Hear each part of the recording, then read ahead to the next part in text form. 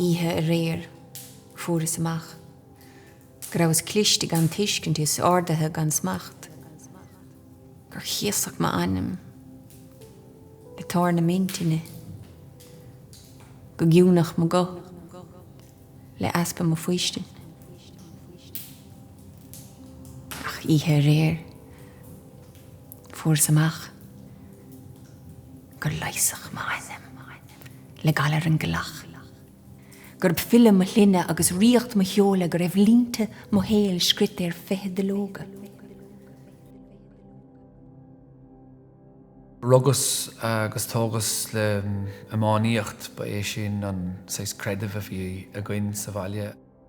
So caithas ma héal ar fad go dtí trocha díirithe an amáníocht agus saol agus cultúr an cumann lucht a Scail agus muintir cumann lucht a Scail.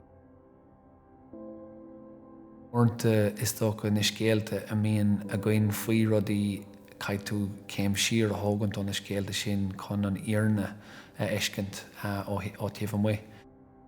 Ní raibh sa rithim cearta a héal, ní raibh an macánta ag tacht amach asam i gceart. An dómh is tócha chuirmid sa Gael nach gíonn tú sonas is na rudaí a thar timpealart, nach bhfuil tú buíocht na rudaí a thar timpealart agus nach bhfuil nasc agat le na rudaí a thar timpealart. Cuid bha den dómh ná aspa tróir a héal, aspa tuiscint ar céthú féin. A fiachan isteach an saol ó taobh muid, a fiachan síos rudaí gan a bheith páirteach leis. Tháinig mé an ólas am éigean go raibh leisa ná dúr. Dúirt daoine é sin, lé mé é sin. Bhís amach nuaistigh Oileán a bhleascéad lámháin agus bhí go álan a tachtar ais ó ná dúr ará ní mar sin ó bríonn sé. Is féidir leat do le daing bháilm, bud nílam gan thuail leisú muna tugann tú aithne stomsa dús. Cabhraigh sin go mórlam mar bhí tuiscint go an sin go raibh beocht sa ná dúr nar chunig mé riamh.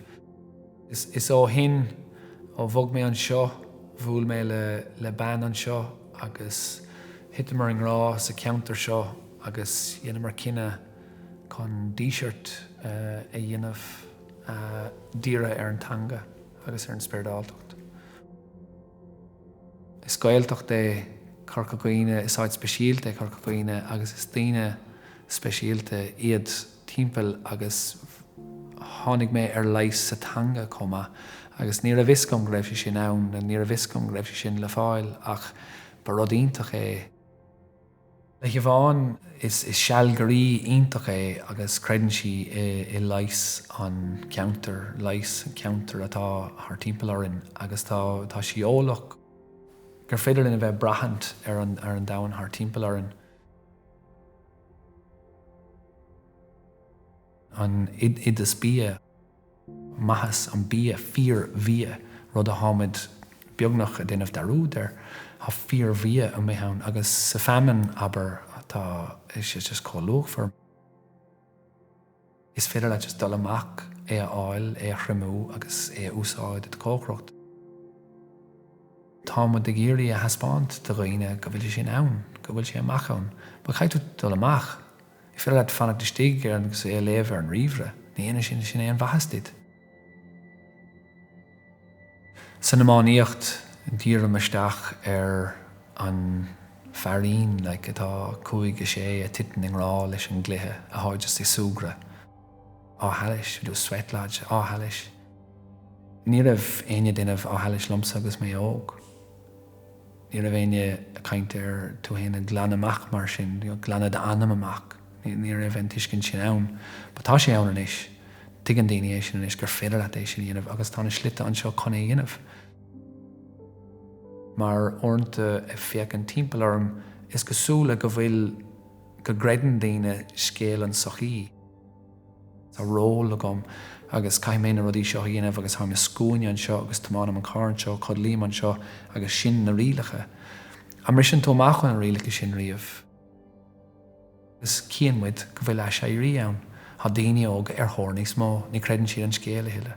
Ní credan siad na polatóirí, ní credan siad na papar nóchtán, ní credan siad na cólachtaí móra. Tá siad ar thóir rud éigean. Rud éigean níos daine, rud éigean níos láidre, rud éigean a thofréomhathe. Muna gredan tú é sin, muna ceapan tú go bhfuil rud níos mó ná céthú héin sa sochaí, leannaigh tú raig ag folingt. Tá muid a crothú tradiisiún nua a thofréomhathe sa seanna tradiisiún atá fíorlóg for comá. Tá an leis ann, tá sé an muid agus cínta go bhfuil sé stíg comá má tú an ann an spás a crothú de tain chun dul i gadrabh leis an leis nádúrtha tá stíg.